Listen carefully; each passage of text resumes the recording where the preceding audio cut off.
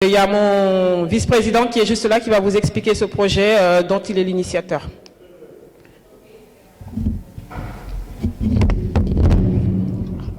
Bon, salam alaikum ñëpp maa ngi leen di nuyu ku si ne sa tur ak sa sant bon pour comme ni ko Mariam Soda waxee volet social bi depuis que ñu créé Penc mi SENactive 2 février 2014 am na ay réalisation certaines réalisations yoo xam ne def nañ ko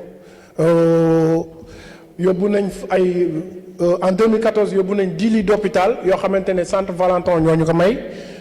yóbbu nañ ko biñ ko yóbbu au Sénégal jox nañ ko ñi nga xam ne ñoom ñoo ko soxla daaw yóbbu nañ 3 fauteuils roulants 10 déambulateurs et aussi man en personne j'ai rencontré le directeur du centre d'appareillage du Sénégal ak le directeur du centre de Valentin pour partenariat bi Mariam Soda di wax nii lettres yëpp ñu ngi fii dans mon sac léegi ce qui reste mooy que ne Valentin ils vont signer leur partie le 24 bi léegi après ñun penc bi ñun ñooy des suñu partie parce que on a Sénégal dañuy envoyé 5 techniciens yoo xamante ne ñu ngi centre national d'appareillage ñuy defar ay prothèses ak des orthopédistes ak kii dañ leen di indi fii le directeur d'accord na ci projet bi que ne dañ leen di indi ñu former leen s'ils ont du matériel à envoyer ñu envoyer même hier rien que hier ou avant-hier man sam bopp fay naa ay pneu fauteuil roulant pneu fauteuil roulant yoo xamante ne dañ ko envoyé woon depuis le mois de février le gars m'a appelé pour que ñu kii ko fay nañ ko et puis bu ñu demee Sénégal incha allah dinañ ko joxe centre d'appareil ak ñoo xamante ne ils en auront besoin. donc ñun vraiment bi ñuy créer affaire bi c'était vraiment du social et ku wax social aussi wax tout le monde parce que ku si ne fi mu toll am na kenn koo xamante ne war nga ko mën a jàppale am na kenn koo xamante ne tey jii war nga si mën a def sa moyen de participation. Je m'associe également aux remerciements quant à l'invitation de Penc mi. Je suis en tant que Sénégalais de la diaspora, donc il faut bien mettre un mot sur les choses. Maintenant, ce qu'il y a, c'est que étant donné le décalage horaire, je vais pas. Vous m'entendez correctement? Ok. Je ne vais pas faire un exposé, on va dire, exhaustif sur ce que je souhaitais dire, mais je vais quand même essayer d'aller au cœur du sujet. Voilà. Ceci étant, normalement, nous sommes réunis ici, parce que nous avons toujours une pensée et en fait une volonté vis-à-vis de notre pays, mais également de notre situation personnelle. Parce qu'en réalité, comme c'était rappelé par Bamba Lindergay, en réalité, nous sommes en exil économique forcé quelque part. C'est-à-dire, qu'on le veuille ou non, si nous sommes là, c'est également parce que ça ne va pas bien dans notre pays, même si ce n'était pas à l'issue d'une guerre, comme malheureusement pour d'autres immigrés ici. Notre pays, c'est-à-dire après 60 ans de soi-disant indépendance et dans un état de léthargie, que l'on nous masque, on va dire, au jour le jour. Parce que finalement, c'est-à-dire, je pense que vous avez tous été au pays récemment, donc c'est-à-dire, on nous parle de plan Sénégal émergent, mais il faut savoir si on a bien mis les conditions qu'il faut pour, pour que le pays soit vraiment émergent. La question, c'est pas de dire, qu'un tel serait bon ou mauvais, mais ce qu'il y a, c'est qu'il faut en venir aux faits. C'est-à-dire, nous voulons tous que le pays soit émergent, et après, le thème de la réunion, c'est de savoir, en fait, quelle serait la place de l'entrepreneuriat et la diaspora vis-à-vis de cet entrepreneuriat. Mais quel entrepreneuriat voulons-nous? S'agit-il en fait du développement de l'entrepreneuriat ici en France, du fait de la diaspora, comme en fait on peut constater que beaucoup d'autres diasporas comme asiatiques ou maghrébines se sont assis leur développement économique à travers des commerces et on constate que pour nous autres Sénégalais, nous ne possédons quasiment rien. Mais en fait, est-ce que c'est pas à l'image de notre pays finalement? C'est-à-dire, est-ce que c'est pas à l'image de notre pays? Par exemple, là, nous retrouvons ici dans cette salle. Est-ce que nous avons ne serait-ce qu'une maison des Sénégalais de l'extérieur ou de la diaspora, comme on veut?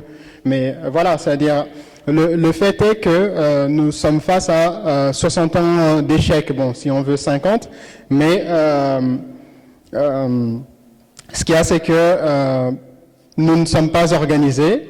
C'est pas pour autant qu'il faudrait être, pessimiste, mais il faut savoir dire les choses telles qu'elles sont.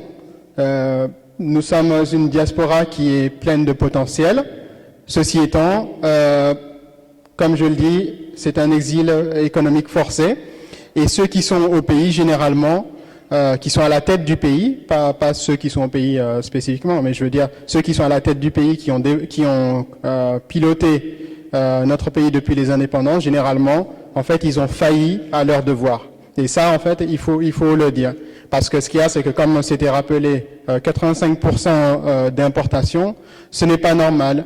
Et lorsque vous allez à Dakar et que vous constatez ces ruelles qui sont des dépotoirs, c'est pas normal. Lorsque l'on considère que c'est la capitale du pays, lorsque l'on voit l'état de délabrement des transports publics, lorsqu'on voit la situation des enfants, parce qu'on parlait des talibés, pourquoi ce sous-développement? Que peut faire la diaspora vis-à-vis de cela? C'est là qu'intervient la politique. C'est-à-dire, si nous voulons vraiment changer les choses, il faut que nous changions également notre manière de faire de la politique. Et que la politique soit en fait au service de l'intérêt général. Ce qu'il y a, c'est que je vais pas rentrer dans chacun des détails, mais je vais juste énumérer un certain nombre de points. Et pour déjà parler des conditions qui auraient permis, qui sont un frein par rapport en fait à l'établissement d'un véritable entrepreneuriat, et puis également en fait à des pistes en termes d'investissement que pourrait faire l'État, parce que la politique, qu'on le veuille ou non, c'est l'État qui en a la prérogative. Et l'État, ce n'est pas, on va dire, un groupe d'individus isolés dans leur coin. Normalement, c'est nous tous qui avons la possibilité d'élire des gens à ces postes-là. Et s'ils ne sont pas dignes du rôle que l'on leur a assigné, eh bien, ils doivent dégager et que des personnes compétentes fassent le travail. Théoriquement, c'est ce qui devrait se passer. Et le rôle de la diaspora, il vient également dans cet effort de conscientisation. Parce que vous avez, en tant que diaspora, on a les moyens financiers pour, aider les gens là-bas, mais également il faut les conscientiser par rapport au fait que nous ne pouvons pas vivre dans un système d'assistanat à vie. Tout comme, en fait, si on veut aider le pays ne va pas se développer seulement par des actions caritatives. Aucun pays au monde ne s'est développé à travers la mendicité ou la solidarité. C'est-à-dire, à un moment donné, il faut du volontariat politique, un changement de paradigme pour employer les grands mots. Et depuis les indépendances, en fait, ça n'a pas eu lieu. Il y a eu une tentative avec Mamadou Dia, le président Mamadou Dia, mais voilà, c'est-à-dire il a été écarté du pouvoir parce que justement ça n'allait pas dans les intérêts de la puissance occupante auparavant, qui était la France. Donc par exemple, si j'énumère un peu les quelques points qui en fait vont à l'encontre de cette idée d'entrepreneuriat au Sénégal. Pour moi, lorsque les accords ont été signés à l'indépendance avec la France, ces accords, en fait, quelque part, sont une sorte de prélude de l'exploitation du Sénégal par les multinationales françaises. Principalement, il y en a d'autres, mais principalement, ce sont les sociétés françaises qui exploitent le Sénégal. On constate le monopole de beaucoup de sociétés françaises sur des pans entiers de l'industrie. Monsieur Abdou Diouf, le président qui a donné le relais à Wade et qui a succédé à Senghor, a livré la Sonatel à Orange, alors que c'était une compagnie florissante et qui était prometteuse, pleine d'avenir. Donc pourquoi est-ce que nos dirigeants dilapident en fait les deniers publics et finalement servent comme des bergers en fait qui doivent garder en fait un troupeau qui serait le peuple. Est-ce qu'on peut envisager un quelconque développement dans de telles conditions? Notre défense nationale est sous tutelle. Nos matières premières également sont sous tutelle. Par exemple, on sait très bien que des minerais d'or sont exploités au Sénégal, mais qu'est-ce qu'on en voit finalement? Les régions où en fait on exploite ces minerais, qu'est-ce qu'elles sont quand on va du côté de Tambacounda ou je ne sais où? Ces régions sont dans un état de pauvreté que l'on ne peut pas comprendre lorsque l'on sait que c'est de l'or qui est exploité là-bas. Donc, lorsque l'on interroge les maires directement, parce que j'ai rencontré des gens qui ont fait des études, des études économiques à ces endroits-là, ils ont interviewé les maires. On leur dit, en fait, l'argent, ça part, c'est centralisé au niveau de l'État, et puis après, nous, on ne récupère presque rien. Donc, c'est ça la réalité du Sénégal. Donc, tous ces freins, en fait, à l'entrepreneuriat local, parce que en fait c'est de ça dont il s'agit, eh bien il faut les analyser et savoir en fait comment est-ce que l'on pourrait y remédier, parce que on sait tous que l'on a le franc CFA comme monnaie, mais rien que ça montre que nos hommes politiques nous mentent. C'est-à-dire ils nous mentent à quel point de vue? C'est que comment est-ce que vous pouvez espérer développer un pays si vous n'avez pas la main sur la politique monétaire de ce pays. Donc, vous pouvez faire toutes les promesses que vous voulez, vous êtes bridé, c'est-à-dire au niveau de la BCAO, Banque centrale, qui gère en fait cette monnaie-là. Eh bien, en fait, l'État français a un droit de veto. Donc, ce qu'il y a, c'est que finalement, notre monnaie ne nous appartient pas, nos ressources, nos matières premières non plus. On sait tous ce que ça a donné. Enfin, on a eu un cas de dévaluation qui a fait tellement de dégâts et pourtant une politique qui a été pleinement assumée par le président de l'époque, Abdou Diouf. Donc, même si on part sur un autre domaine, les accords de pêche avec l'Union européenne, voilà, c'est-à-dire nos ressources halieutiques sont dilapidées pour quelques prébendes qui sont données à nos dirigeants. Alors qu'en fait, il pourrait très bien développer le secteur, le secteur de la pêche, développer un secteur, une architecture des chantiers navals, en fait. Tout ça, ça pourrait se faire au Sénégal. Mais force est de constater que nous sommes dans une économie de rente de type colonial. Et c'est tout ce qui intéresse nos dirigeants. Récemment, la politique, eh bien, parce que ça concerne encore l'entrepreneuriat, puisque notre président actuel, Macky Sall, s'apprête à signer les APE, donc des accords qui, selon tous les analystes, en fait, sont pires que ceux que les Européens eux-mêmes refusent de signer avec les Américains.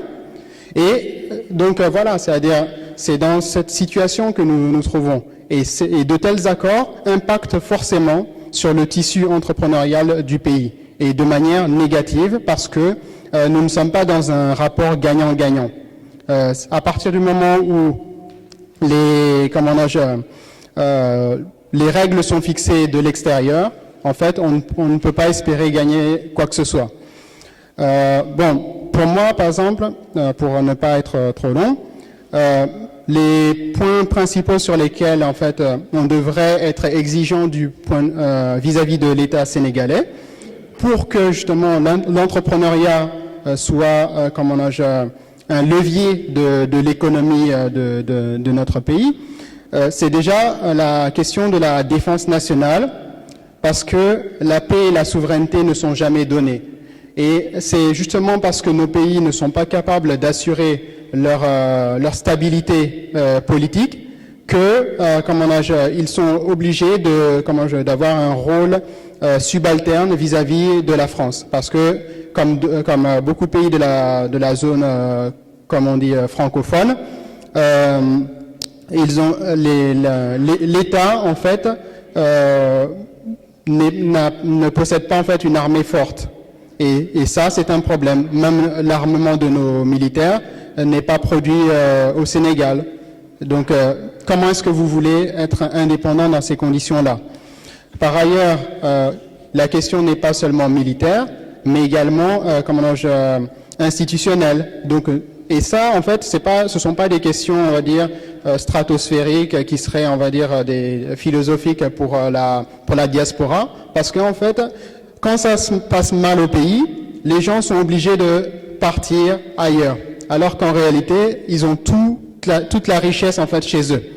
Donc, des milliers de Sénégalais sont morts en essayant de migrer à travers le désert, en passant par la Libye, en prenant la mer, etc. Et tout cela, la politique, nos hommes politiques ont une responsabilité dans ces faits-là. Si l'environnement économique du Sénégal était de telle sorte que les jeunes du Sénégal puissent trouver du travail une fois qu'ils sont diplômés, on ne dit pas qu'il y aurait du plein emploi, mais que ce soit comme dans des pays normaux, eh bien, tout cela n'arriverait pas. Nos jeunes ne prendraient pas des pirogues ou ne se cacheraient pas dans des camions pour atteindre l'Europe et errer ici pendant des années sans papier, paria de la société, jusqu'à temps que l'on accepte de les intégrer à un niveau de citoyens de seconde zone. Donc voilà, c'est aussi ça l'histoire de la diaspora. Donc, nous devons, avoir pour ambition de faire changer, on va dire, les paradigmes de notre société. Donc, aller vers des institutions souveraines, représentatives, robustes et fiables. Nous devons lutter contre la corruption, parce que le monde entrepreneurial c'est le monde entrepreneurial qui doit être le lieu de l'enrichissement personnel et non l'État.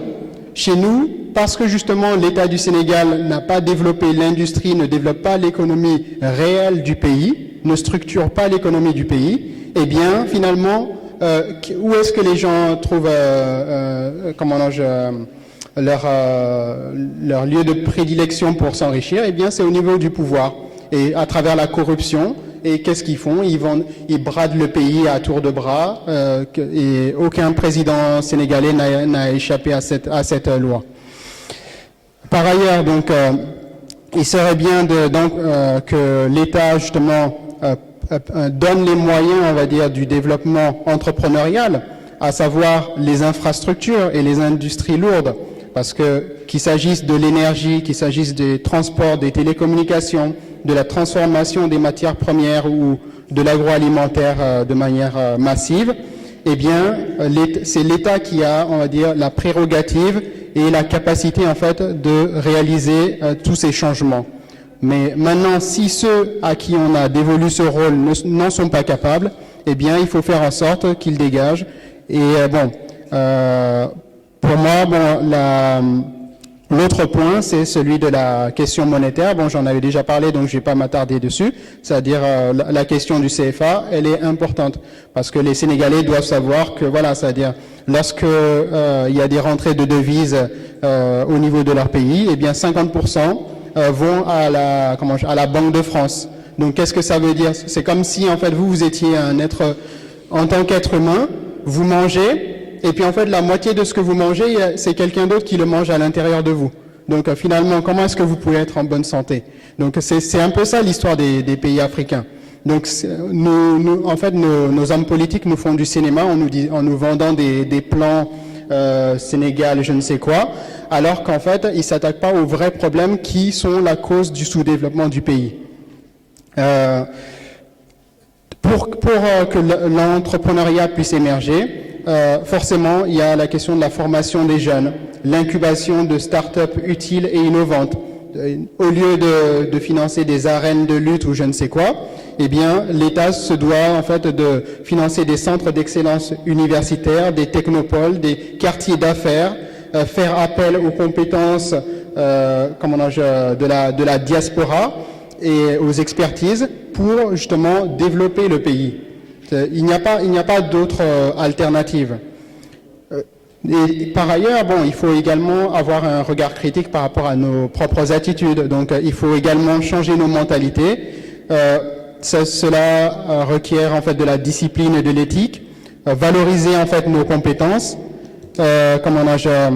avoir la culture du bilan, du contrôle et de la projection. Et enfin, le Sénégal ne se fera pas sans l'Afrique. Donc, il faut que l'on sorte en fait de ce système où finalement presque tous les pays africains, surtout dans la zone francophone, sont plus tournés vers l'extérieur de l'Afrique que vers leurs propres voisins. D'ailleurs, M. Macky Sall nous en a donné l'éclatante illustration dès son accession au pouvoir. Dès qu'il fut élu, premier voyage à l'extérieur, il vient en France, il remercie le président français. Il aurait pu faire le tour des pays voisins et déjà commencer par faire le tour du Sénégal pour remercier les électeurs qui l'ont placé à la tête du pouvoir. Voilà, donc il ne s'agit pas en fait là d'un plaidoyer pour un parti politique ou je ne sais quoi. Je ne milite pas dans un parti politique. J'ai participé aux assises nationales, qui était en fait un cadre tout à fait ouvert à tous les Sénégalais, de la diaspora comme en fait du pays. Et en fait, dans le cadre duquel un diagnostic a été fait, des propositions ont été faites. D'ailleurs, M. Macky Sall lui-même avait signé en fait la charte de bonne gouvernance des assises, et malheureusement, il s'est refusé en fait à poursuivre sur cette voie-là. Donc voilà. Donc ce que je veux dire, c'est que concrètement, pour conclure, si la diaspora sénégalaise veut vraiment aider le Sénégal, eh bien, ce n'est pas par du saupoudrage cosmétique. Il faut aller au fond des choses. Et au fond des choses, c'est oser parler des vrais problèmes politiques et savoir que le Sénégal n'appartient pas à ceux qui sont à la tête du pays, mais il appartient à tout le peuple sénégalais. Merci. Je suis architecte et par contre je suis résident au Sénégal. J'ai quitté la France tout récemment. Et en fait, je voudrais réagir un peu par rapport à ce qui a été dit. Donc, je vois qu'on a posé un peu le décor. Et en tant que résident depuis récemment au Sénégal, donc, on peut facilement décrire la situation et proposer des solutions concrètes. Donc, en tant qu'ancien, entre guillemets, membre de la diaspora, je suis passé aussi par la case envoyer de l'argent, etc. Et donc j'ai remarqué deux choses au Sénégal. Donc il y a, avant de continuer, je veux dire entre parenthèses qu'il suffit de très peu d'argent pour arriver à l'objectif qu'on se fixe. Mais il manque deux choses assez importantes. C'est la véritable compétence et la détermination accompagnée de, comme disait notre camarade tout à l'heure, de lutte contre la corruption, je vais dire, pour rester pudique, vous savez tous de quoi je parle.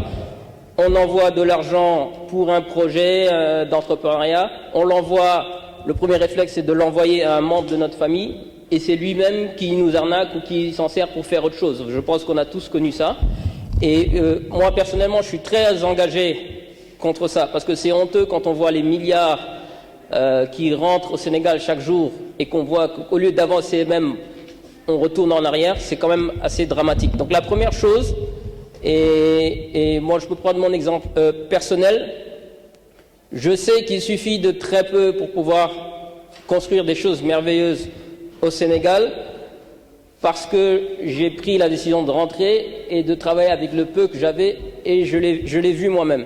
Maintenant, je pense que ce genre d'association comme Penchebi, une des premières choses qu'on pourrait faire concrètement, c'est d'avoir une cellule sur place au pays, constitué d'éléments fiables. Remercier les membres de l'association Pentimi. Merci à vous de nous avoir conviés à cette rencontre que je trouve très intéressante. Je voudrais remercier les différentes parties, remercier tous nos camarades ici présents, car en ce qui concerne le Sénégal, c'est très important, comme l'a dit M. Meïssambaye, que tout le monde soit uni, tous main dans la main pour œuvrer pour un Sénégal beaucoup plus émergent. Moi, je voudrais juste intervenir sur ce qu'a dit mes deux frères. Mais d'abord, je vais commencer par ce que vous avez dit par rapport au fonds GIP. Je ne sais pas trop à quoi consiste ce fonds. Et je voudrais aussi dire que je déplore l'absence de femmes, de projets et la place qu'occupent les femmes au sein de la société. Parce que là, je vous ai entendu parler, mais à aucun moment, j'ai entendu parler de ce qui revient aux femmes dans la société sénégalaise et quels sont les projets que nous pouvons créer aussi pour nous, femmes, car nous savons qu'on ne peut pas parler de l'avenir du pays sans nous, les femmes. Car c'est nous qui éduquons, c'est nous qui élevons, c'est nous qui faisons, on va dire, les plus grosses tâches. Et aussi une partie de l'économie du Sénégal. Nous savons que nous, les femmes, nous en avons contribué et nous continuons de le faire avec nos faibles moyens. Je voudrais dire que par rapport aux prêts que vous nous proposez, dont vous nous parlez tout à l'heure, moi, je parle de moi personnellement. Je sais qu'au niveau du Sénégal, nous n'avons pas tous accès à ces prêts-là. Donc ça, il ne faut pas du tout penser que tout est rose et qu'on arrive et que tout va. Les Sénégalais qui sont ici, eux, de notre pays, ont peur de nous en tant que membres de la diaspora. Tout le monde pense qu'on arrive pour tout balayer, pour tout prendre. Alors que non, ce que nous voulons, c'est d'apporter ce que nous savons. Parce que si vous prenez le cas d'un entrepreneur sénégalais qui a fait ses études en France, nous savons que celui-là peut apporter beaucoup à celui qui est déjà au Sénégal et qui a aussi acquis beaucoup de savoir. Parce que nous n'avons pas les mêmes critères de travail. Le Sénégalais sait travailler, mais n'a pas ce critère de définition de ce qu'il faut faire. Alors, il y a des gens aussi que je vous ai écouté parler. J'ai entendu aussi mon frère, monsieur l'architecte, dire par rapport à l'argent que l'on envoie. Je pense qu'il ne faut pas confondre celui qui entreprend comme vous, qui avez une société, et celui qui envoie l'argent pour nourrir la famille. La question qu'on me pose assez souvent, c'est de savoir, parce qu'on me dit, qu'est-ce que Baïla a fait? Est-ce qu'il a juste assemblé des pièces ou pas? Qu'est-ce que tu peux nous dire de Singuélé? Bien, assembler des pièces, ce serait assembler des pièces d'un puzzle, mais c'est selon un modèle existant. Pour une voiture qu'on n'a jamais vue nulle part, je ne vois pas comment on peut assembler des pièces. Mais par contre, je peux rentrer dans les détails. La voiture répondrait à un cahier des charges précis. Il s'agissait de faire ce qu'on voulait avec ce qu'on avait. Le défi, c'est de faire une voiture à pièces dans un trou perdu où il n'y a rien. Est-ce que c'est possible? C'était ça le défi. Donc j'ai dû prendre des pièces un peu partout, j'ai dû prendre ce que je trouvais. Seulement, ces éléments que je trouvais ne correspondaient pas suffisamment. Ces éléments que je trouvais ne répondaient pas forcément aux questions que je me posais. Donc chaque pièce a dû être modifiée, adaptée, ajustée pour répondre à mon cahier des charges. Et c'est un peu comme ça qu'elle est née. Je n'ai pas cherché à réinventer le sucre. J'ai cherché juste une solution technique africaine à un problème technique africain. Je ne me prends pas pour un inventeur. Je dirais plutôt un créateur parce que je m'appuie sur les connaissances existantes pour essayer de trouver une solution à un problème déterminé. Ok. Bon, Baïla est parti aussi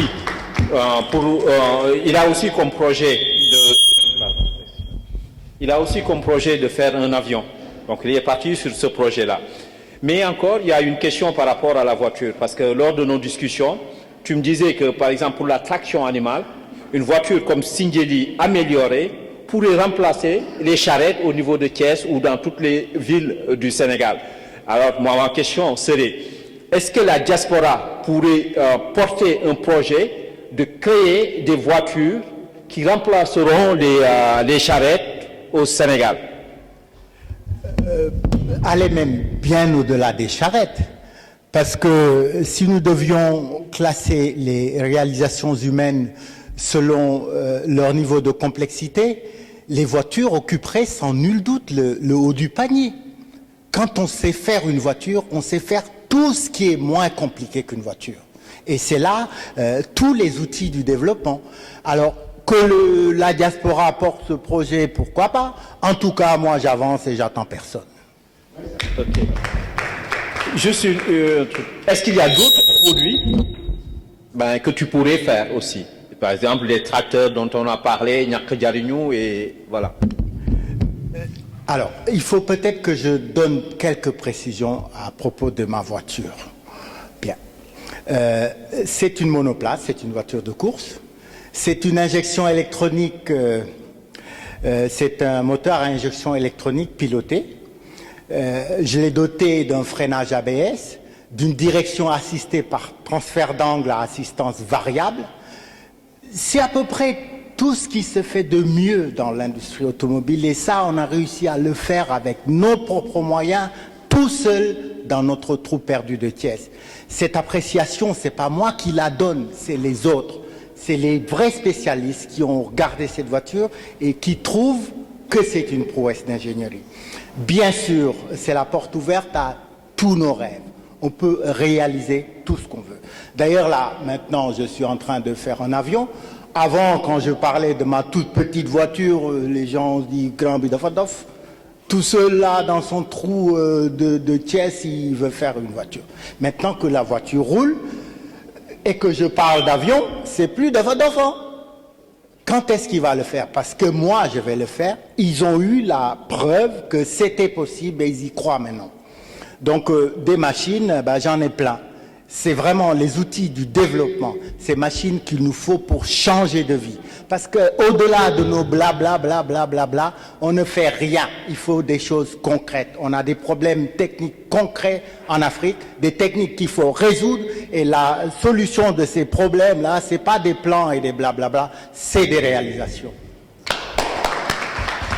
Et puis, bon, donc il y a des tracteurs, il y a des pompes aussi. Il y a plein de choses. Et quand on en a parlé, j'ai vu récemment à la télé, Peugeot, quand ils ont commencé, quand ils ont démarré. Et c'était exactement la même chose. Et ils ont commencé dans une toute petite ferme. Mais l'État français a mis de l'argent.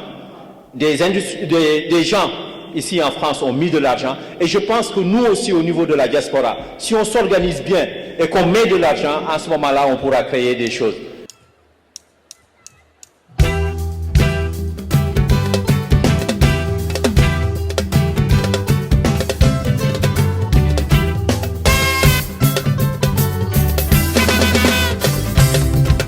Kasi ku bëgg sa yaay defal nii